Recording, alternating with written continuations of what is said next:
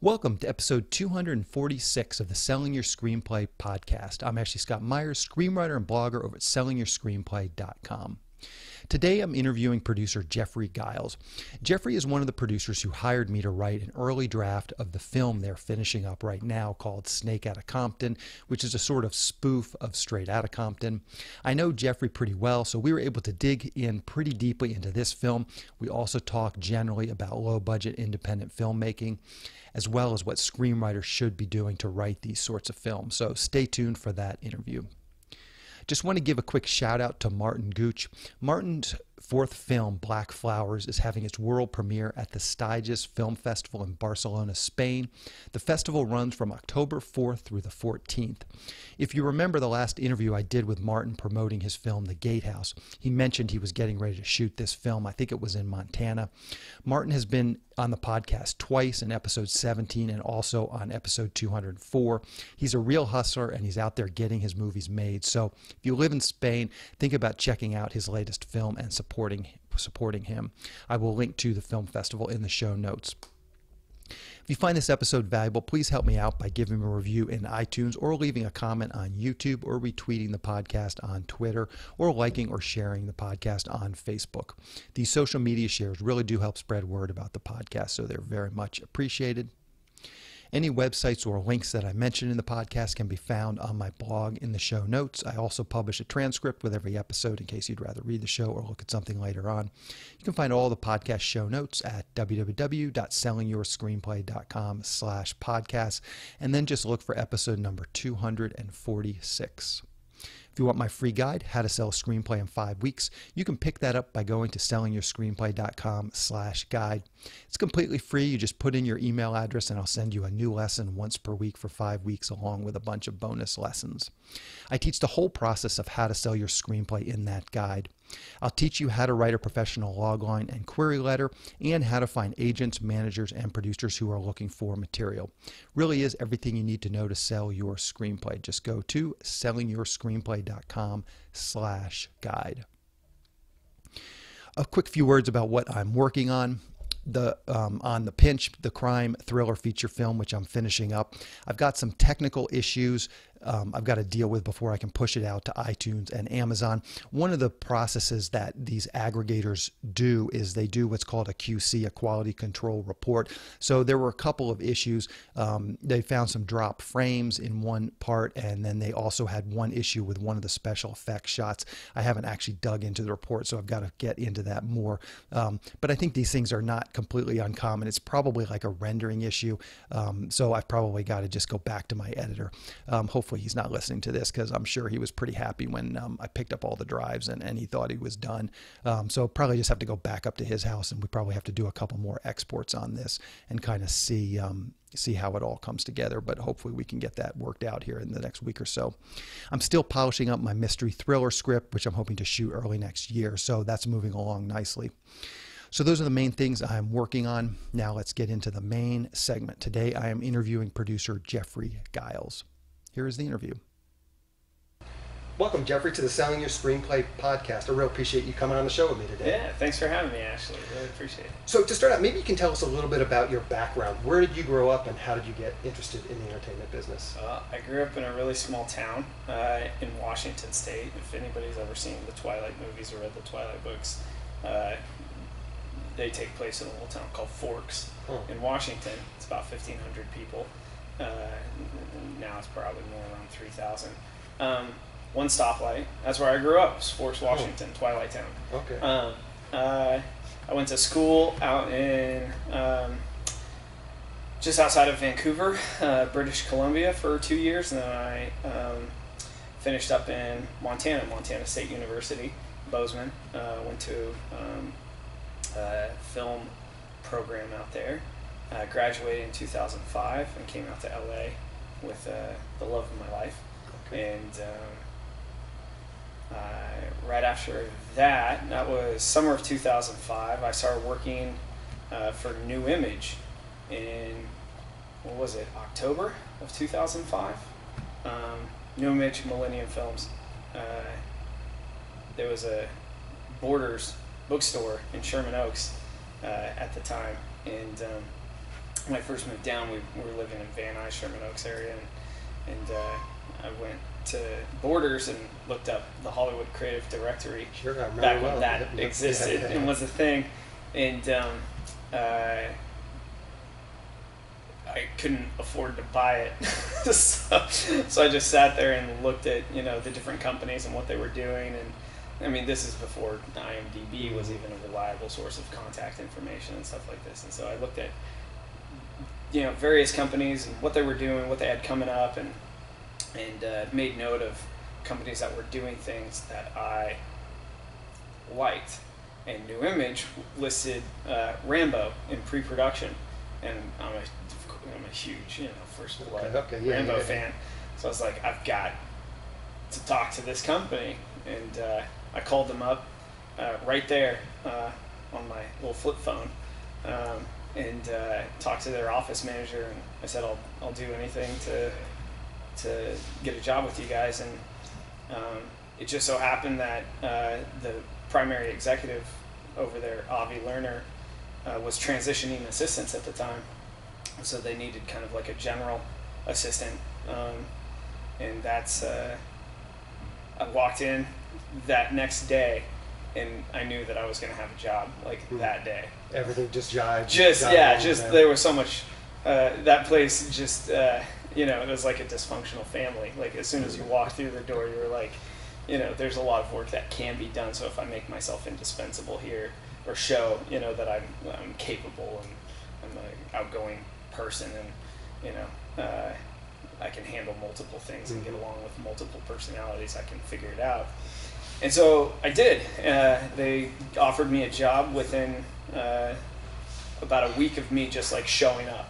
I just started showing up, and the assistants caught on. Like I said, there was an assistant shuffle, and the person that was going onto Avi's desk didn't want to stay there for very long, and so that job fell to me. And about 6 months after handling the phones, I said, "This is garbage. All the real power and knowledge that I'm drawn to is happening in the international sales department." And I saw that they were in need of help, that their productions, getting into things like Rambo, and at the time we were pre-selling a Robert De Niro, Al Pacino picture called Righteous Kill, and a couple other kind of A-list pictures, for the independent space, and they were just underwater. I mean, the international department, they were selling 20-some movies a year at that point, 20, almost 30 pictures. There was just so much to be done. Christian Mercury, Danny Dimbort, they were the primary executives. There were a couple other people, Ink Pagliuca, Carol De Los Santos, and there was kind of a shuffle going on there. There were some people leaving, and with the amount of work required, it was just same thing. It was I'll just make myself indispensable. I'll learn everything I can, and that's when. So it was 2000, at very end of 2005, and then beginning of 2006. That's when I started going to the markets and understanding how international sales, how domestic sales really worked. So what drew you to that? You said that all the action was there, and that's where you wanted to go. Was it just the opportunity you saw that the department needed help, so we could go over there, or that was something just about international sales that? Well, it was that was the engine of what they decided to make. I mean, of course, they like any other bigger kind of production company. The engine, in terms of the finances, that's where correct. Most of the money came from. Yeah, that was what validated where a project would land and how it needed to be built and what value it actually had. So they would acquire properties, IPs, whatever, so they would from anything like Conan the Barbarian, which was another one that they had on their pre-pro slate. So it was Conan the Barbarian, Rambo. I think they had even licensed Buck Rogers at the time, or they were figuring out the licensing for it. But it was so they knew that these were properties they wanted. They were paying really relatively. They were paying prices for these options. Red Sonja. But it was international. It was Danny and Christian in the sales department that would say, yeah, if we get, Rambo, great, but you can't go produce Rambo for $100 million. It can only be produced for X amount, and Stallone has to of course be in it, and he has to direct it, or protocol X, Y, and Z has to happen in order for us to be able to conclude this type of business, which validates this type of budget. And if that process had any sort of hitch in the way, then the project wouldn't. It would still be a project. It wouldn't be a picture. It wouldn't get turned into a movie. What did you want to do when you came out here? Did you want to be in producing, distribution? Was that your main goal? I didn't really know. There was part of me that wanted to just make my own pictures, and that was the real generality of the goal. Was I want to make my own movies. And I think that's what really drew me to the international side, was because understanding that this is how, anybody can choose any picture they want to make, right? But you have to have a mechanism in place in order to actually produce that picture. And New Image's mechanism was international sales. And so that's what drew me to it, was if you could command dollars for your idea, if you could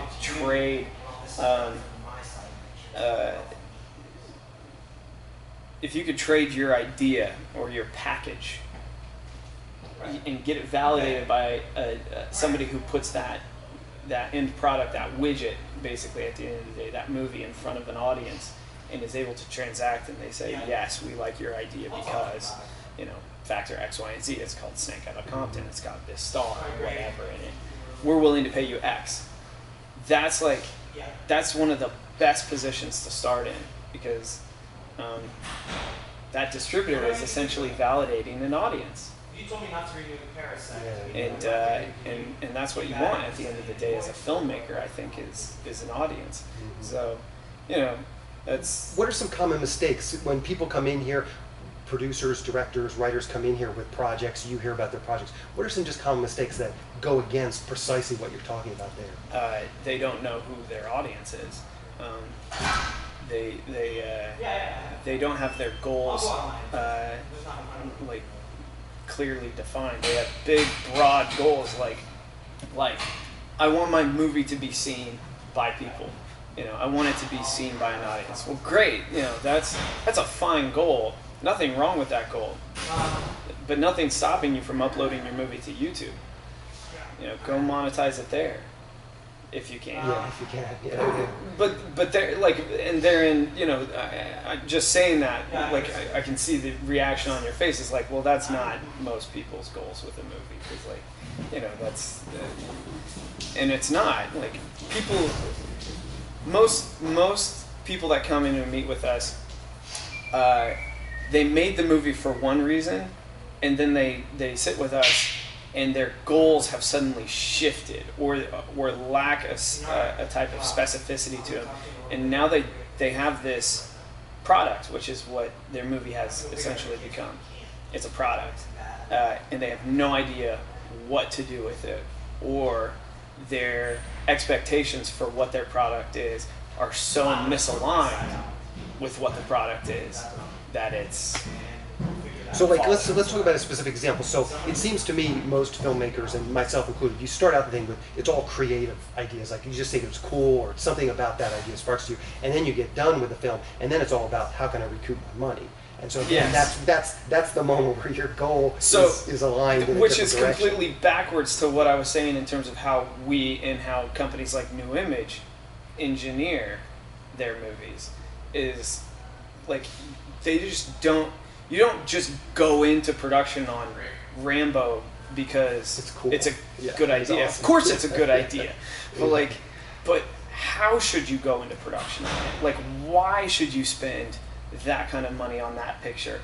And 50 million versus 100 million, or 75 million, or five, or $200,000, like whatever it is along the way. This is like kind of one of my mantras is like, budget has nothing to do with quality, but quality doesn't mean your picture's going to sell. Like, there's just no, chain link of logic that says, oh, if I make my movie for this and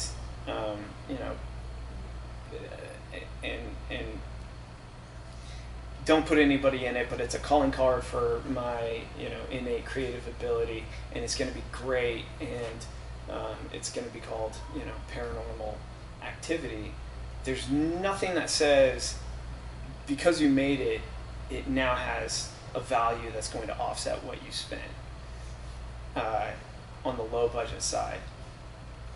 Even on the higher budget side, unless you get distributors to validate that, unless you can engage an audience from the outset and be able to get that audience to contribute or transact. All right, so let's talk about automatic entertainment. You run that with your partner, Michael. Maybe you can talk about sort of what automatic entertainment is. And I have had many conversations with distributors and sales agents, and I'm still a little foggy about what exactly a distributor is versus a sales agent, even versus a producer's rep. So maybe you can tell us, what is automatic entertainment, and then maybe sort of define those different terms. Automatic entertainment is, like if I was going to encapsulate kind of our mission statement, automatic entertainment is a distribution solutions company. We're somewhere between a management company for like a creative or talent, and a sales agency, whose business is predicated upon offering something for the right to sell a picture. So whether that's a minimum guarantee or to be a part of the financing structure of how the picture is made, or is cutting the kind of deal where they're taking kind of a cut rate for services to actually sell the picture and put it in front of distributors, and be the first pair of hands that money really hits before it goes back to investors and equities. So we're in this middle ground. We don't like sales reps, sales agents. If you're the consummate agency, it's a volume business. It doesn't really matter what the project is or where it came from or who invested what in it. It's can I acquire it? Can I sell it? And can I get my piece out of it? We don't like that business. Which is why. Tell me a couple companies that are in that space. I mean, I've had a lot of Uncorked Entertainment movies come through my way. I've had Gravitas, a bunch of Gravitas. Yeah, so those are distributors. Okay. Those are companies that actually sell to retailers, outlet broadcasters, who are degrees, like 1 degree of separation from the audience. So audience pays Redbox. Redbox pays Uncorked or pays Gravitas. I don't know if Gravitas has a Redbox deal. They might go through somebody. But those are distributors. So like in the larger conversation, there's not much of a difference between somebody, like really speaking, there's not much of a difference between somebody like Uncorked, Keith Leopard, and then Warner Brothers. They basically do the same thing. They put movies into theaters, they put movies into retail outlets. And are usually a degree or 2 degrees of separation from the actual consumer. So a sales agency would sell to Uncorked, would sell to Warner Brothers. I see, and when I had a friend who had a movie with some distributor, I don't remember the one, who it was, and they signed a deal with Lionsgate, and then Lionsgate actually put it on Redbox. So he was seeing his movie on Redbox, but it was. And so you're saying that then the distributors will go and cut deals with other distributors. Yes. They don't have a deal with Redbox. They might go and just try and cut some sort of a... Back when physical media was like DVD, Blu-ray was like the big home entertainment right.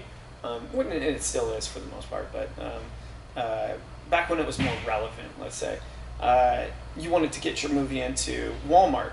There were only about 5 or 6 preferred vendors that could actually get your widget onto a shelf, and so it was a big business of like collaborative, working of this person using this person to fulfill these DVDs and get them over to Anderson Media, who would fulfill Walmart, and it was a lot of hands. There's been a great amount of consolidation in that regard.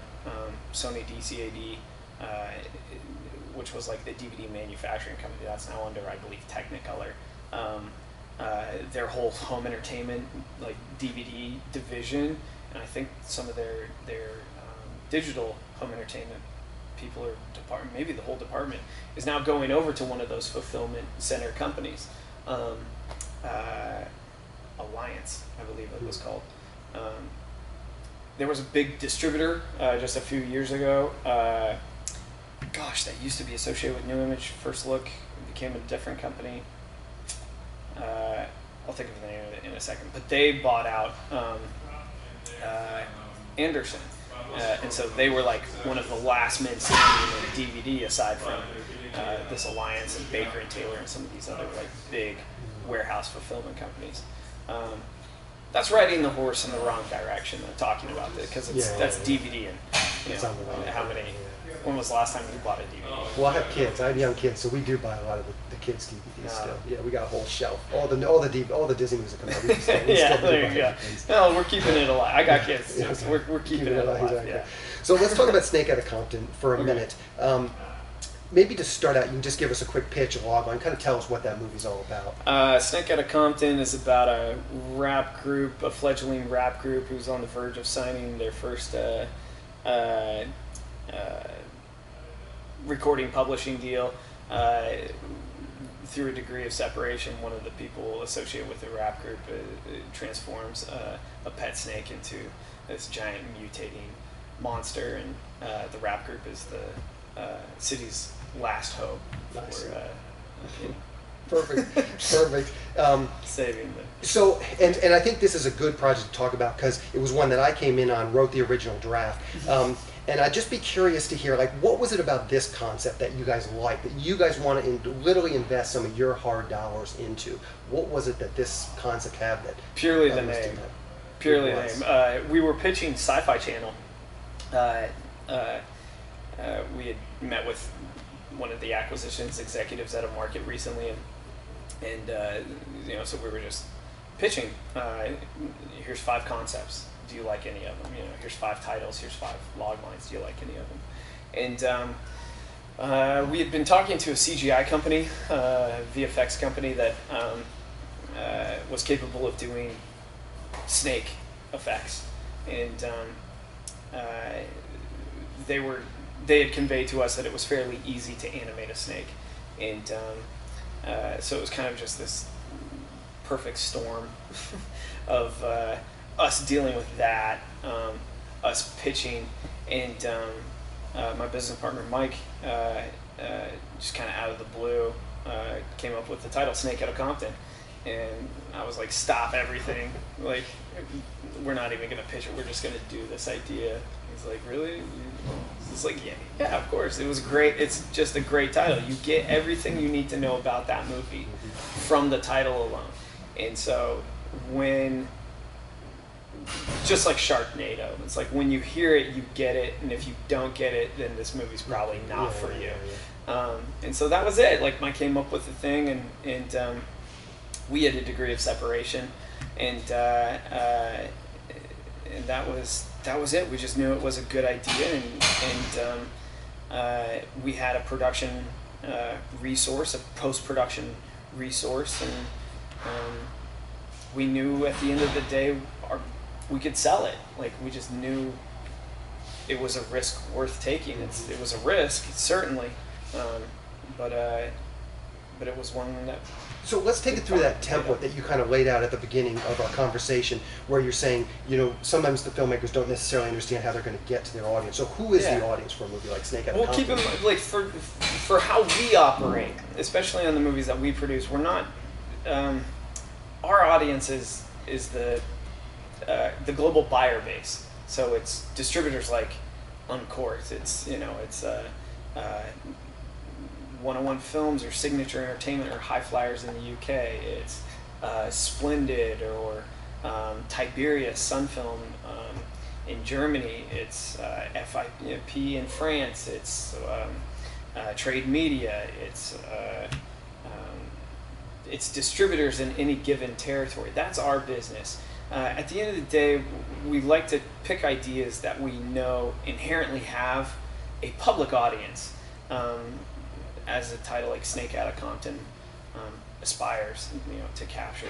If you like Sharknado or Three-Headed Shark Attack or all these other kind of sci-fi pictures, cheesy B movies, then hopefully a title like Snakehead of Compton not only gets a laugh, but it engages a buying response. And that's kind of our methodology. But because we're not a business that engages the consumer, we base our business off of what can we get for the title as a sale to the UK or as a sale to Germany or as a sale to North America.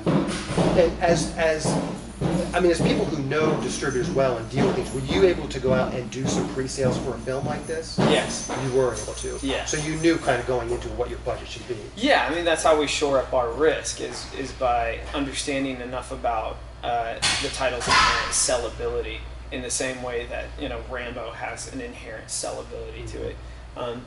So it's not that we're oblivious to how audiences transact in France or UK or Germany or North America on these titles. We do some research and we figure out, how these titles typically perform.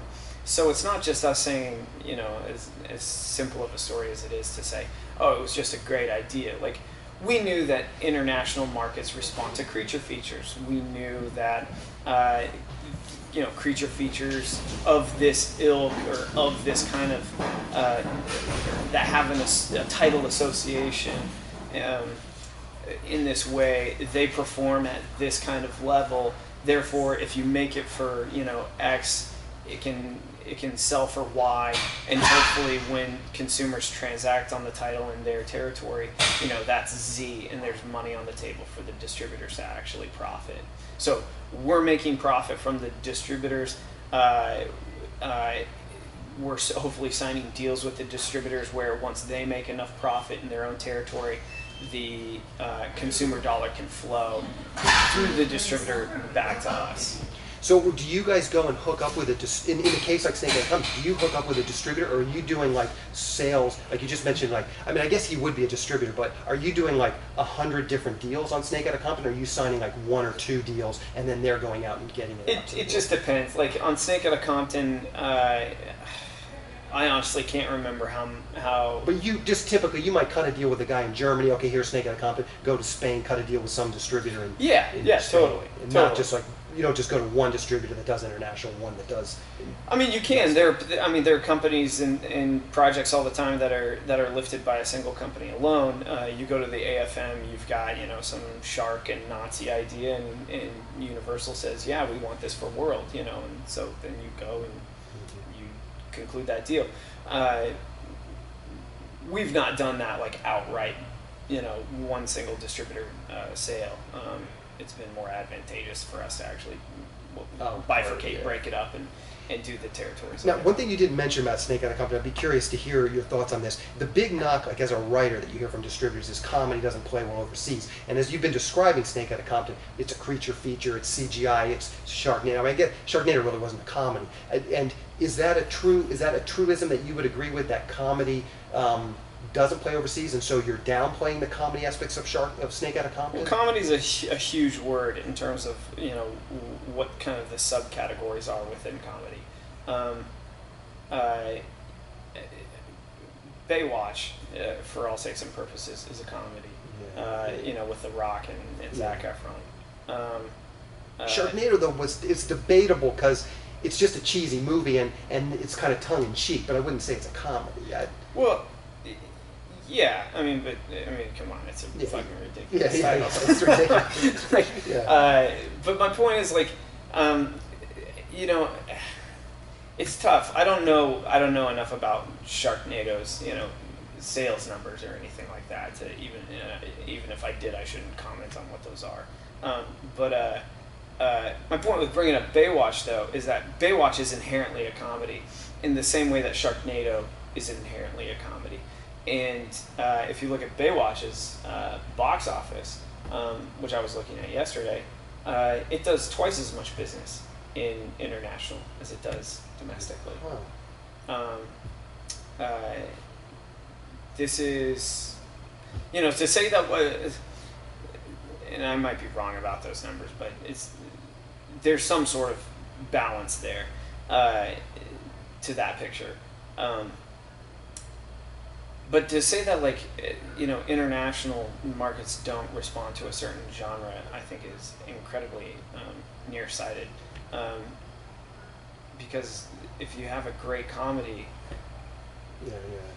that is broadly distributable, people are going to watch it, you know. You know, there are genres that essentially make my life easier, you know, as a distribution solutions manager. Action is always an easy pitch. Creature disaster titles are always an easy pitch, but you know, using another Rock, Dwayne Johnson picture, look at the performance of Skyscraper. I mean, arguably that's the biggest, you know, disaster picture this year, and you know, we'll see how the international comes in on that one, but it'll probably be, you know, on a 1-to-1, you know, playing field ratio. Skyscraper will probably perform in the same way that Baywatch did, even though one's beach comedy and one is blockbuster disaster. So, but like, and even then, Rock is a great example. Rampage, that's another one that's like, of course, these movies are huge in terms of scale and, you know, $125, $140 million, you know, advertised production budget, whatever. But Rampage does significantly more than Baywatch, and will probably do significantly more than how Skyscraper's like poised to do if it's kind of following this Baywatch trend. And it's a disaster picture too, but because it has a giant monkey or alligator in it, does that mean it's that much better? Is it a better movie than these other pictures? Does a better movie actually make more money? Yeah, no, I heard Skyscraper. I haven't seen it, but I actually heard it was not that bad. It was actually right. So, good, like, so yeah, it's, you know, as far as those, you know, Dwayne Johnson pictures are concerned, like, yeah, I think it's arguably one of the better reviewed out of that group. But, you know, how it's going to turn out. Good doesn't equate to business. It just doesn't. Like, unfortunately, bad movies do great business all the time. You know, and Sharknado or Snakehead of Compton or any of these B pictures that kind of like pop up a little bit, like these are examples. You know. So let's dig into Alien Expedition. That's another one. Maybe you can give us a quick quick log on that. I mean, essentially, it's not very different than Snakehead of Compton. Alien Expedition, which I think we're gonna retitle Jurassic Expedition. It was originally titled Jurassic Planet, and then a North American distributor told us, "Hey, you should call this Alien Expedition," and then we did. Then switch it back. Yeah. A group of people, a group of space explorers, discover a habitable planet on a return voyage back to Earth. The expedition team is deployed to the planet's surface, where they have to wait for 10,000 hours to determine habitability, economic resources, blah blah blah, and they discover that it's filled with these dinosaur-like creatures. So where did that idea come where did that idea come from? We were in Hong Kong at the Hong Kong Film Mart, which is like an Asian version of AFM, we had recently been selling our Jurassic City picture, which was a sci-fi TV type picture. And we knew there was an international appetite for this. We knew we were 2 years off from this Jurassic World Fallen Kingdom picture. And we said, well, international distributors, i.e. Asian distributors, they do like giant creature movies, like Snakehead of Compton. So we need a dinosaur creature concept. And that was it. Like, we mocked up a poster, we put it in our booth, and promoted it and said, hey, this is what we're going to do next. And we had enough distributor interest in buying validation that we came away from that market saying, all right, we're going to make a movie. Did you have some experience? Like, it sounds like you understood that the CGI Snake was going to be easy to do on the budget you had. Did you also do some experimentation with the CGI dinosaurs and know that that was going to be possible? Or oh yeah, we didn't have that team set up like we did on Snake, but we'd seen enough, like from selling Jurassic City, we knew that there were 15, 20 easily accessible CGI companies that you could go to, and then it was just a matter of like tailoring your script and your production to make sure that you're not overextending in terms of needing 2,000 CGI dinosaur shots as opposed to however many we ended up with. I think we ended up with like 800 in our picture, which is a lot considering. Yeah. But hopefully it makes for a really exciting picture. Yeah, exactly. So as I said, you and Michael got a co-writing credit on that. Maybe you can talk about that relationship. How does that work with Jacoby? Did you guys sit in a room and write together? Were you guys writing scenes? Maybe just describe that. Yeah, I mean, we're pretty much hands-on, especially if the idea is born with us. And it becomes a business endeavor for us. So we kind of have to wear multiple hats under Automatic because we are distribution solutions. So we're acting as sales agents, we're acting as managers, we're also acting as talent. Enough distributors say, hey, guys, we'd really love for you to make a movie with aliens and dinosaurs and spaceships, and we say, well, we can do that. We have the ability, we can do that picture. So when it comes to ideas that are inherently ours, we like to be a little bit more hands-on in some ways on these projects. So if the idea is something that really strikes our fancy or tickles a creative bone in us, and we'll crank out the script. Like, we know how to write scripts. We read scripts all the time, and so we know, arguably, even though some of our movies may not showcase like we have the best taste or talent, like we know a good movie when we see it. We know what comprises a good story, and if those elements aren't in our pictures, it's usually because we've made a conscious choice to forego, the most quality story for 800 VFX shots. Because at the end of the day, that's what we know we're selling with Alien Expedition. We're selling a movie that hopefully is good, but good is so subjective. We're selling a movie that has, something remarkable to it. And in this instance, in Alien Expedition's instance, we wrote a script that was far-reaching for what the budget was, and was ambitious in terms of how many creature shots and the types of creature shots we wanted to do.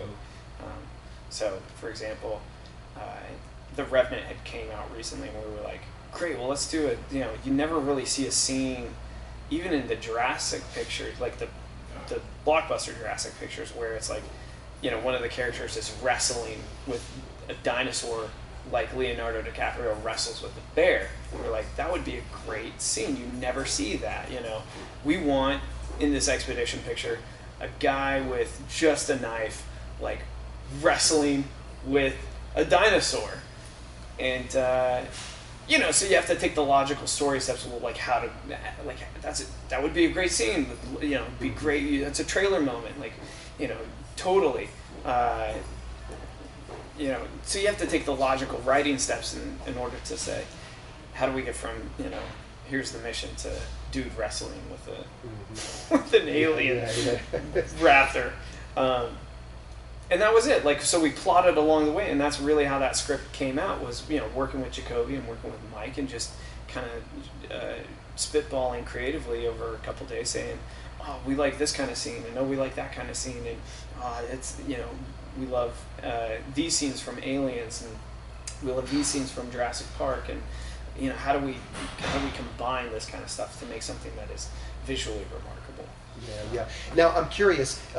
The new Jurassic World came out this summer, probably a couple of weeks ago, or months ago. Were you guys trying to get done? Did you want to time that release, or does it matter if it comes out next year? It didn't matter to us. I mean, with our distributors, it's however they want to release it. So as long as we make it available, it's really up to distributors to pinpoint when they care to release. There's a big business on that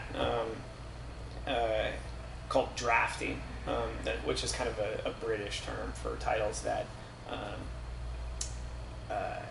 in the U.S. we call them mockbusters. So Transformers comes out and the Asylum makes Transmorphers.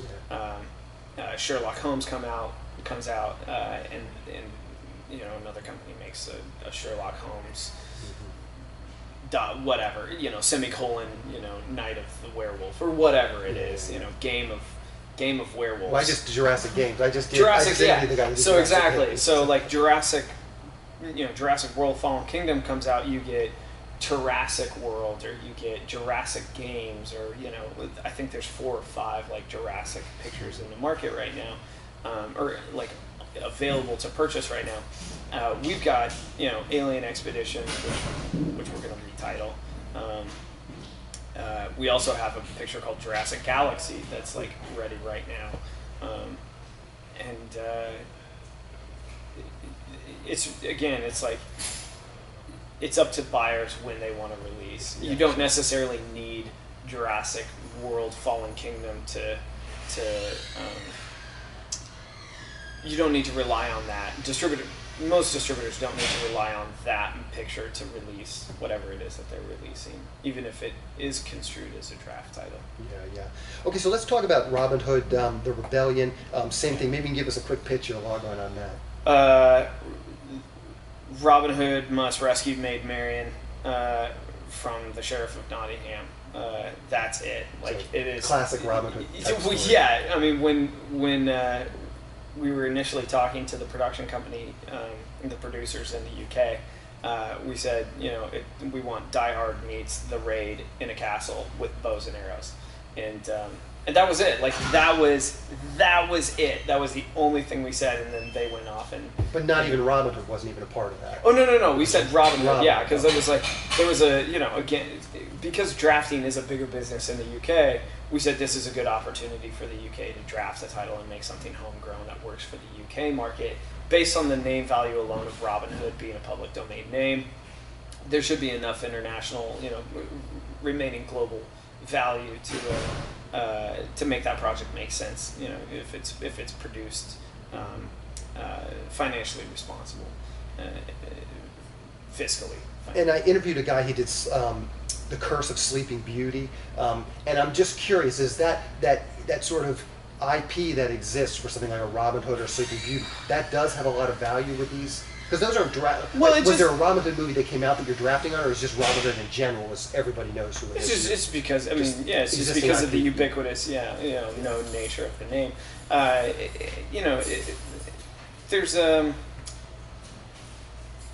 just because it's called Robin Hood and there's a Lionsgate movie coming out doesn't mean that it intends to be a draft. So I wouldn't want anybody watching or listening to this to say, oh, I have to do something that like, you know, has drafting ability to it, you know. I think the larger thing to take away from Robin Hood or the Jurassic titles or Alien Expedition, whatever, or even, you know, what the Asylum does in terms of their mockbusters, is that essentially, like, and I can try and validate this as a consumer, but essentially we're going to be drawn more towards properties that we have a pre-awareness of. That's why the studios create what they create, is because if they can take some of the guesswork out of the consumer's equation of like, what am I actually getting into? Oh, it's called the Avengers, you know, versus whatever, A Quiet Place, which has, you know, no pre-existing awareness to it. It's just like, okay, you know, A Quiet Place is a horror picture that can be marketed in the same vein as like these Blumhouse, you know, A24 horror pictures. It's got some familiar faces to it, great. But in order for A Quiet Place to really do its business, they're going to have to market the heck out of that picture. They're going to have to spend a lot of publicity and advertising dollars in order to tell people, hey, this is a movie you need to pay attention to and go watch it. Whereas if your title is Robin Hood or Little Women or Mission Impossible, you know, anything along the scale of pre-awareness, Zorro, whatever, like, you've already won 50% of the, you know, convincing battle, because hopefully the title, you know, for the audience you're intending your movie to be seen by, hopefully that audience will have that pre-awareness factor, and they'll say, oh yeah, I totally want to watch Zorro. I'm interested in swashbucklers, you know, I'm interested in martial arts combat. You know, Zorro speaks to me. I loved that as a kid, you know. Can't wait till it comes out. Whatever. So if you take that guesswork out of the equation, then you've already stacked chips in your favor way beyond what the vast majority of filmmakers are doing in the independent space, which is saying, you know, we went to Script Fest a couple weeks ago, and listening to all these, you know, original pitches, and you know, like every drama, every action story, nearly everything that came across our radar was this very intimate, personal story that didn't have very much broad audience appeal. It was so specific. It was so what's the right word? It was just, it didn't have broad appeal. So as soon as you call your movie Three Musketeers, you've suddenly entered a space of, some people are fans, some people are into this. Yeah, or so, like general broad appeal. Even if you're my mother and you have no interest in swashbucklers, she at least still knows, like, okay, it's, you know, I know what the Three Musketeers are. Mm-hmm. I either want to get that for my children to watch, or you know, I want to, you know, it's a classic. And again, it's about taking the guesswork out of the equation. So there's nothing wrong with producing A Quiet Place, but how do you get A Quiet Place to actually stand out amongst a filmic spectrum of Avengers and Star Wars and Jurassic? Yeah. So you just mentioned Script Fest, and that was one of my next question was, in general, how do you find writers? I know there's writers that would love to get some produced credits, even on low-budget movies. So how do you typically find writers? I mean, our relationship started with, I guess coincidentally wrote a script that you guys were involved in, and then when I started emailing you out of the blue, you kind of just recognized me. Yeah, we don't typically go to places like Script Fest or Inktip or whatever. Like, we don't go to those things and hunt for ideas. Mostly because we found that there's a real lack of understanding about what the market wants, or like, you know, the mistakes that we talked about earlier. It's like, these pictures don't, you know, or these scripts these ideas don't have an intended audience in mind in the broader word of audience, in terms of what we need for something to be worth our while to get involved with and do our business. Not that they shouldn't be made, it's just that we've never found those things to provide us real tangible value. Mm-hmm. It's good to go to them every once in a while because you never know. It's like fishing, right? Mm-hmm. You never know what you might find, and it's good to expand your network. But most of the things that, most of the pictures that we've been a part of have come through our community, our existing community, and then that community continues to expand each year. Whether it's I was a writer on this, or I was a cinematographer on that project, or whatever, and so our door is always open, our phones are always on, and we're always checking email, and we're not hard to get a hold of. Mm-hmm. We're a boutique company, but you're not sitting around reading a bunch of spec scripts. Is the bottom line? See if you can find. Well, I mean, I read 2 this morning. Okay. That again came through degrees of separation. These weren't necessarily cold calls where somebody was like, "Hey, Jeffrey, really a big fan of what you guys do, whatever. What do you want? Hey, I got a really great idea. I wrote a screenplay. It's 90 pages and it's called Die Hard, whatever. Do you want to read it?" We typically don't do that, but in this instance, it was I worked on this picture that you guys distributed 2 years ago. Here's my idea, and we looked at it and it was like, okay, well, there's there may be something here. It's it's horror. There's genre boxes that get ticked. Okay, they've got a little bit of budget for it. Great, send it over. Let's take a look.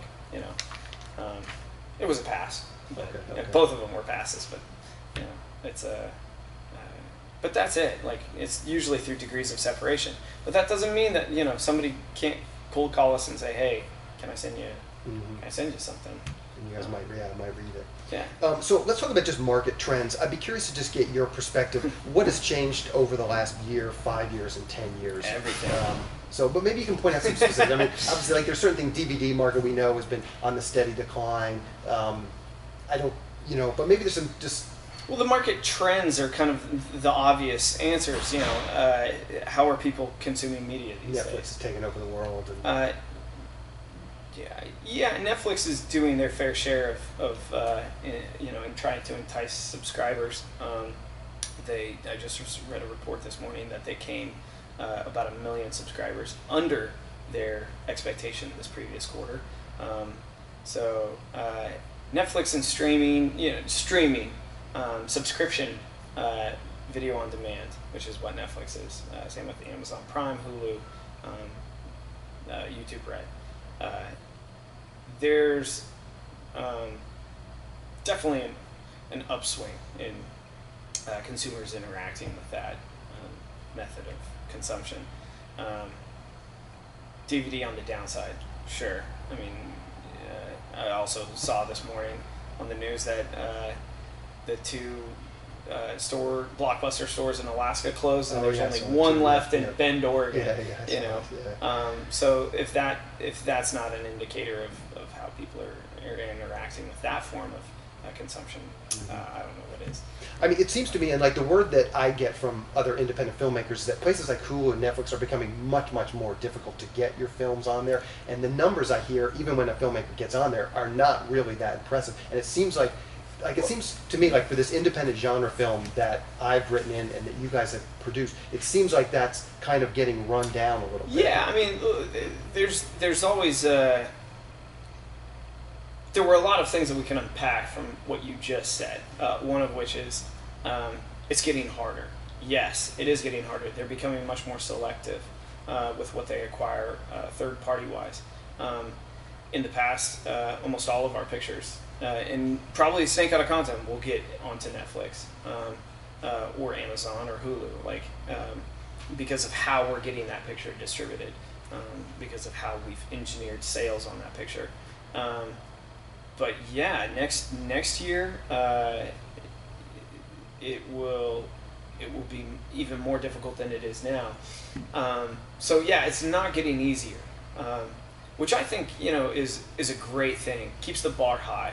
It means you can't just do the same thing that worked 10 years ago and expect it to work today. Like, I love that. It's uncomfortable. Yeah, I wish my life was easy and I could get everything sold to Amazon Prime for top dollar. But if you can't sell it to Amazon Prime for a license fee, there's nothing stopping you from becoming your own distribution studio, creating an Amazon vendor account and uploading your movie and having it on Prime and then and transacting on it. There's nothing stopping anybody from doing that, and it's great that Amazon provides that service. So if your goal is, I really want to get into Amazon Prime and have my movie seen by a wide audience and have the ability to transact, and for whoever that person is, they say that for me is way better than doing ad supported on YouTube. Go for it, man. Don't let anything stop you. I love that about Amazon. I love that about Netflix, is that the bar is every day it's getting higher for what they will put on their services. There's always ways that distributors can work with these companies to get things on to the platforms that you may not always expect. So you might be scrolling through and looking at any given selection and be like, how the hell did this picture get on here? Why didn't my movie with this star get onto Netflix, but this movie, which is similar and doesn't have anywhere near the production or star value that my movie had, why did it get on Netflix but mine didn't? There are any number of reasons, and you probably have to ask the distributor of that picture that did get onto Netflix.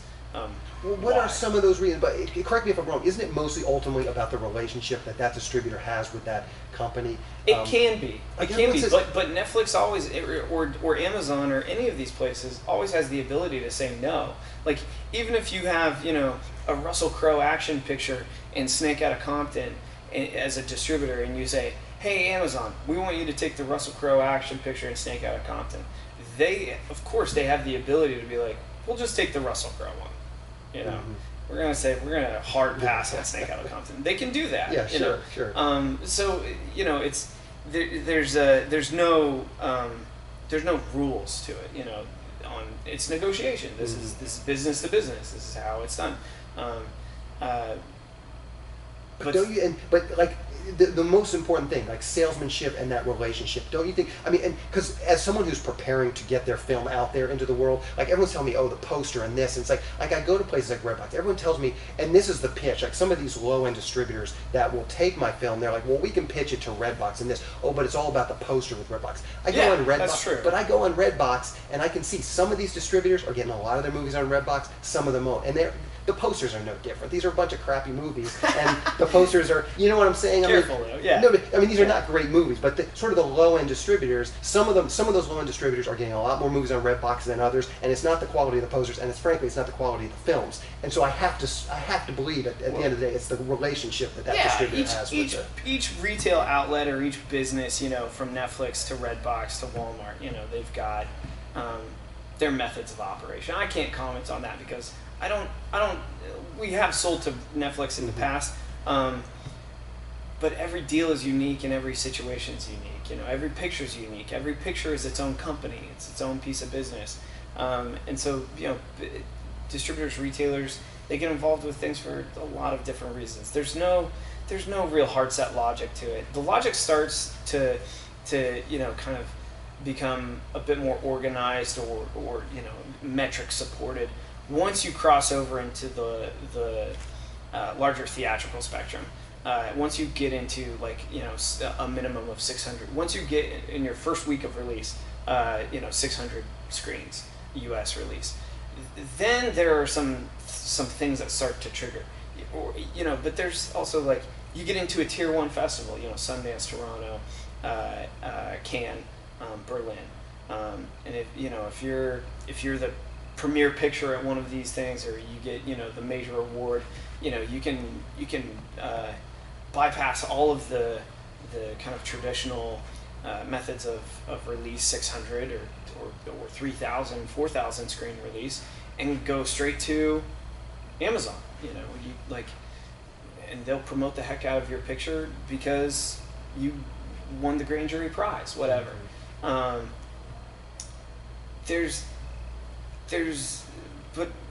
if you're not performing at a big theatrical level, or if you're not premiering at that tier 1 festival level, it's an open market, and that's where relationships always help. You've got a long relationship with Netflix or Amazon or Hulu. You were one of the original suppliers. You're probably they're gonna pick up the phone for you, but I would think that even then, those people, like, every day, that's getting harder. As these companies depend less and less on third-party acquisition, and more as Netflix is on original productions. Amazon, in terms of expanding their channels and their strategic partnerships. Hulu, in terms of creating original content. Would you say it's a trend, and this is kind of not related to that, but one thing I noticed with my movie, and just going to talking to distributors, I would say all of them, maybe Gravitas is not in this this mold, but I would say all of them are in this mold where they're starting to produce their own original content. They're distributing a bunch of movies, but they're doing a bunch of their movies on their own as well. Is that a trend you see? Yeah, we see it. I mean, we see you guys are doing that yourself. Well, that is our business. From day one, that was our business. That's why I left New Image in 2010, was to arguably carve my own destiny as a filmmaker, make my own movies, and employ the skills and the processes that I learned at New Image, and do it on my own. So, like I said, when being like a consummate sales agency or distributor is not our business method. That is not who we are. Mike and I are producers who need distribution solutions on our own movies. We just know enough to be dangerous, and know how to engineer pictures, and we know how to create success as far as how we define success on any given picture. Is it a trend to see these distributors creating their own pictures, or sales agents? Yeah, over the last couple of years, I think more sales agents than ever have been purporting, original productions. Distributors are getting in earlier on pictures in terms of pre-buys or prior to the premiere, just so that they can, I don't know what their motivations are, but to secure the product that they need. Well, they know what can sell, so it just seems like logic. Like, they have inside knowledge of what they think they can sell, so it seems like that would be a logical place for guys like them to start putting money into productions, because they have the best chance of selling it. Yeah, I mean, there's been more uncertainty. There are more outlets now than ever, for a movie to transact. But there's also been more. There's never been more uncertainty with how the title will actually perform, just because of how the consumer methods of consumption are changing. It's hard to define, but yeah, I would think that distributors are more inclined to get in earlier. So just some parting advice for writers, and let's take it a step back. Suppose a writer they want to be a professional screenwriter, but they don't want to write B movies. What advice would you have for those folks? It's as easy as it sounds. Don't write B movies. Okay. You know, write. Maybe some genres or something. Write a script called Star Wars. Okay, episode 12. Like, go write the Obi-Wan Kenobi story. Mm-hmm. Like, don't write about your drug rehabilitation trip to South Dakota. Yeah. Like, or don't write a script called Sharknado. Mm-hmm. Exactly. So if someone don't write a script called Snakehead of Compton. If someone does want to become a writer and they don't mind working in the B movies, but keep in mind, like, B movies or like low budget movies are really, that's defined. That's defined by how the movie is actually produced, not necessarily by what the words are on the page. Because one could argue that you could take Sharknado's script or Snakehead of Compton script, could you, throw $150 million at it, put Dwayne "The Rock" Johnson and fill it with I don't know, Drake and all these other rappers, that are Cardi B, whatever. And you could make Snakehead of Compton on an A level. Is that a good financial, endeavor? I don't know. I mean, I'm not in that business. But it could happen. So that's why I say, like, even your drug rehabilitations, in South Dakota, like, there's an A-list picture there. So it's really about the method of producing. If the method of producing is at an A level is beyond the screenwriter's control or who their network is, then you need to take a step back and probably evaluate who is in that circle and how you want to get your picture or get your script into that A-list picture zone. But that's, I think, more defined. That's more about your community than the actual words on the page. Okay. In my opinion. Yeah. So you read 2 spec scripts this morning. Maybe you can talk about just in general terms, what are some things that you see writers doing really well, and what are some things that you see writers doing not so well? Basic advice for screenwriters. Taking too long to get into the story. One of the scripts this morning was like I was on page 10, and I was like, this is where the story needs to start. Like, all this other stuff was just exposition, backstory, garbage. Like, we could start with them on the journey, and now you're seeing now you're getting character information and backstory through action, as opposed to let's see her at the funeral, and okay, then she's with the social worker, and now she's at the orphanage, and now she's run away from the orphanage. Well, just start the story with her running away from the orphanage, and let those backstory elements like feed into the momentum of your plot.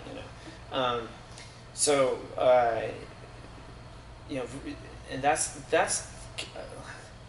out of the last couple scripts that I've read, I think that was pretty much my comment on almost all of them, was the first 30 pages on these, and each of these scripts were somewhere around 100 to 115 pages. But I was like, the first 30 pages should probably be condensed to the first 15 to 20. If you're thinking like in Save the Cat or John Truby kind of terms, their B story was being really introduced around page 50, where it should be, right around page 25-ish, kind of zone.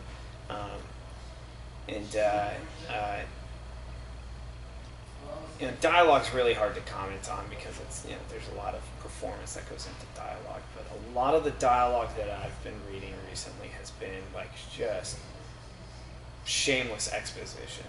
It was, I think the first line in this, the first 3 lines in this script that I read this morning, one of the scripts that I read this morning was like, I'm sorry for your loss. You must miss your parents. My parents are already dead. Like thanks for just spelling it out. Like, there's, or like one of them was a horror thing, and the first line was of the entire, like, it was 2 pages of like action or whatever, and the first line of dialogue was something to the effect of like, well, the cell phone connection's pretty spotty out here. Like, just so on the nose, So like, all right, well, like, there's ways that you can show that as opposed to like, sure. I don't get any character information or subtext through, like, so how can people keep up with what you guys are doing? Blog, Twitter, Facebook, anything you're comfortable sharing to say that now, and I'll round it all up and put it in the show notes as well. Yeah, I mean, we're just automaticent.com. That's our website. We're not really involved with too much social media updating, that kind of stuff, just because it's not our business. Our business is to support the filmmakers in their social media outreach and distributors in there. So. Okay, well, definitely, I'll get the website. I'll put that and link to it. Jeffrey, you've been generous with your time, so I really appreciate you talking. Sure, to me. I hope it was helpful. I think it will be. No, This is great insight for screenwriters. Good. So thank you. Yeah. Distribution solutions. The last thing I would say, and this is just kind of I just talked to somebody about this recently too, and it was I think the biggest thing that filmmakers leave out is the distribution plan. You'll spend all this time figuring out what your story is. You'll spend all this time, filmmakers inevitably spend all this time figuring out what their story is or what they want what story they want to tell. They'll spend all this time figuring out who to cast or who's going to shoot the movie, or what lens should they use, or what camera body should they use, what editing system should they use. Mm-hmm. They don't give any consideration, or they give very little consideration to one of arguably the most important aspects, which is, how do I get my movie actually seen by an audience? If they do that, and they think about that, and they find that solution before they shoot a single frame, they're stacking chips in their favor. Okay. Let me push back on that a little bit, because I think it's a great point. Like, as a filmmaker, I can definitely say it's easier said than done. Like, as a filmmaker, like if I did all these things that you're saying, I think I would never make a film. Like, if I sat around and waited for all the plans to align, and there's some of that, and like, so give me some specifics. Like, how can I, for my next film, how can I line up the distribution? How can I go through those steps that you're talking about? Well, I mean, the best piece of advice I could get, aside from this being called selling your screenplay, and this is no slight to just screenwriters or people who aspire to just be screenwriters, but the idea with a screenplay is, I think Stanley Kubrick said this, is like, a screenplay is not meant to be read. It's not meant to be read. It's meant to be actualized. So, that's why it's hard to find the screenplay for The Shining, is because he didn't want anybody to read it. It was for the production to read, so that he could make a movie that you're going to watch. Mm-hmm.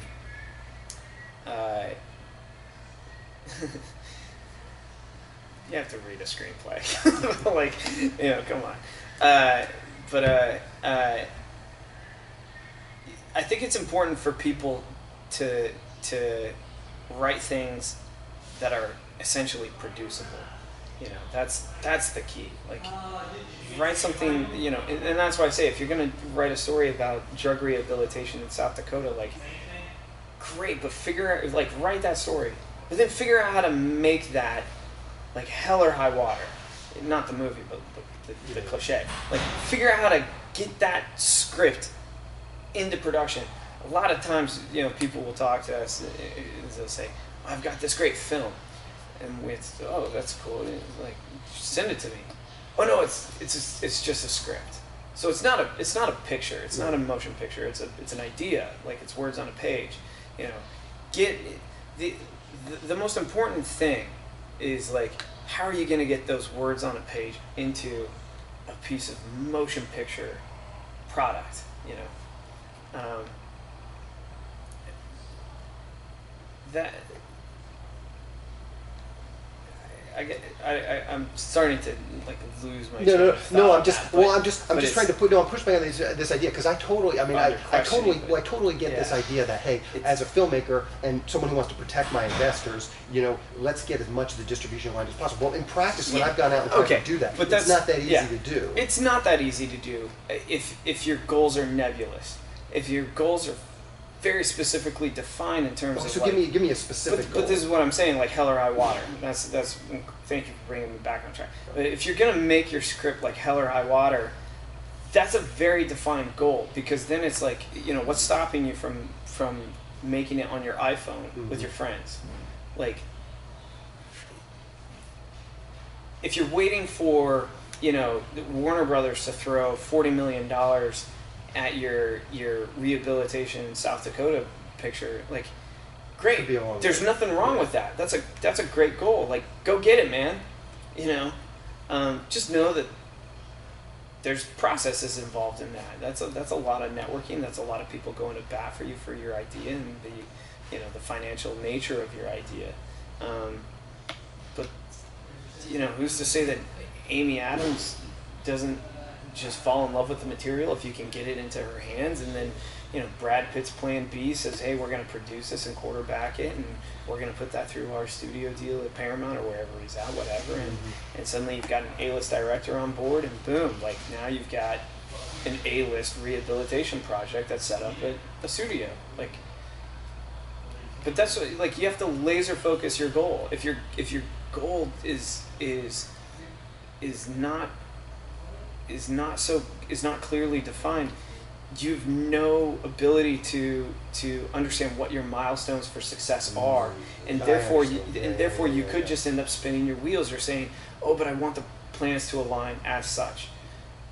But do you know how many planets there are that need alignment before you actually turn your script into a motion picture?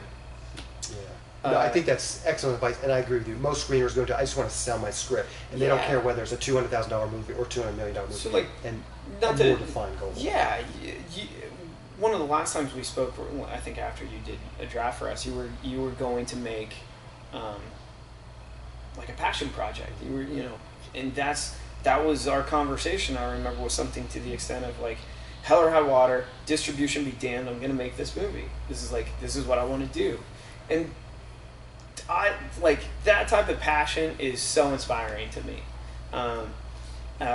Some would call it foolhardy, you know, but it's a fine line. Yeah. There's a fine line, right? From my perspective, you know, knowing what I know and operating as we operate, like, I always like to make sure that whatever, you know, creative endeavor I'm about to get into, I know the distribution repercussions, you know. I know the where this project is positioned, because I know how hard it would be to actually get Snakehead of Compton to be, you know, to start Dwayne The Rock Johnson and be $125 million property. Like, that's not my goal for that picture. I don't want to wait. Like, that title, you know, you should not marinate on it for 5.5 years of packaging. You should make it now. Like, so that was our goal, you know.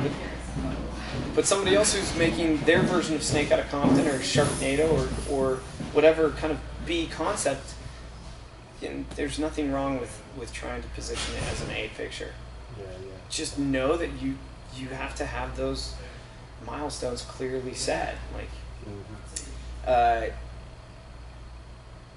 there was a David S. Goyer, I think he did like a BAFTA interview, where, you know, he was first starting out as a screenwriter, and it's a great interview, and your viewers or listeners should definitely check it out, where he talks about how he just relentlessly called an agent that had been, I think, newly promoted or something like this, and had recently sold a script or had packaged a picture. Goyer relentlessly called this agent and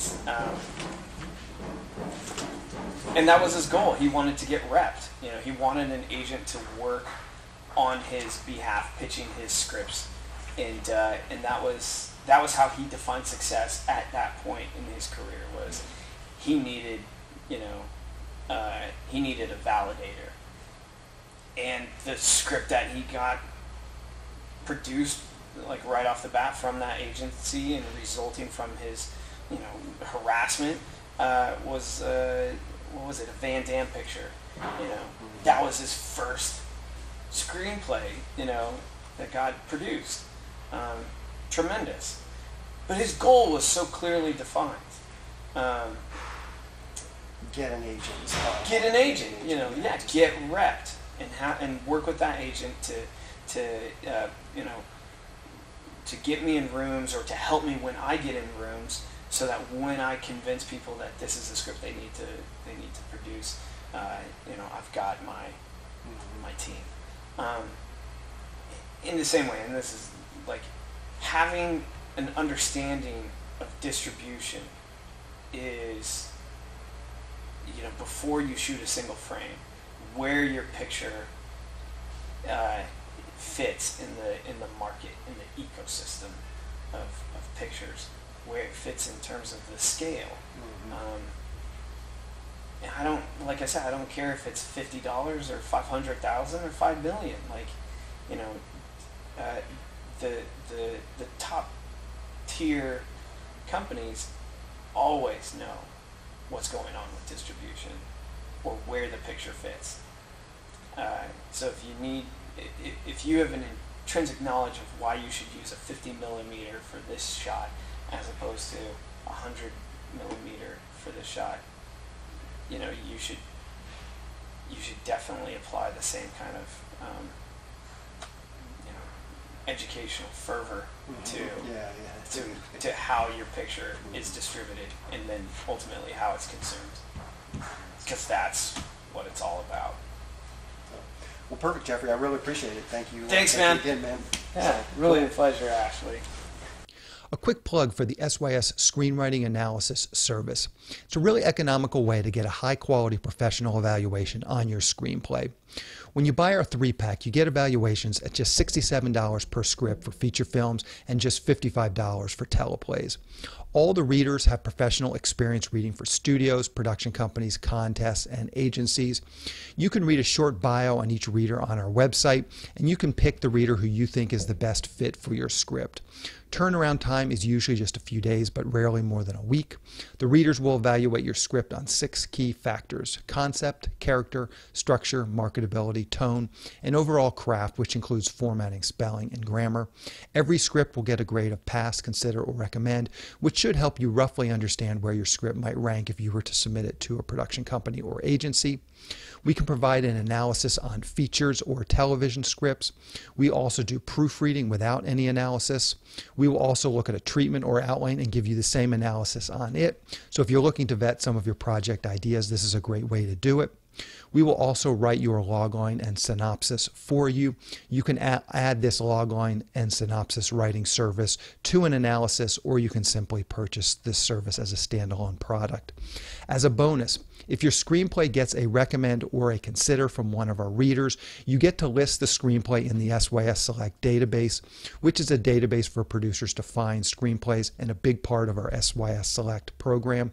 Producers are in the database searching for material on a daily basis, so it's another great way to get your material in front of them. As a further bonus, if your script gets a recommend from one of our readers, your screenplay will get included in our monthly Best Of newsletter. Each month we send out a newsletter that highlights the best screenplays that have come through our script analysis service. This is a monthly newsletter that goes out to our list of over 400 producers who are actively looking for material. So again, this is another great way to get your material out there. So if you want a professional evaluation of your screenplay at a very reasonable price, check out www.sellingyourscreenplay.com/consultants. Again, that's sellingyourscreenplay.com/consultants. On the next episode of the podcast, I'm going to be interviewing writer, director, producer Josh Folan. He's a real do-it-yourself filmmaker who's out there making things happen. It's another great example of someone who's just hustling like mad and having some real success too. So keep an eye out for that episode next week. That's the show. Thank you for listening.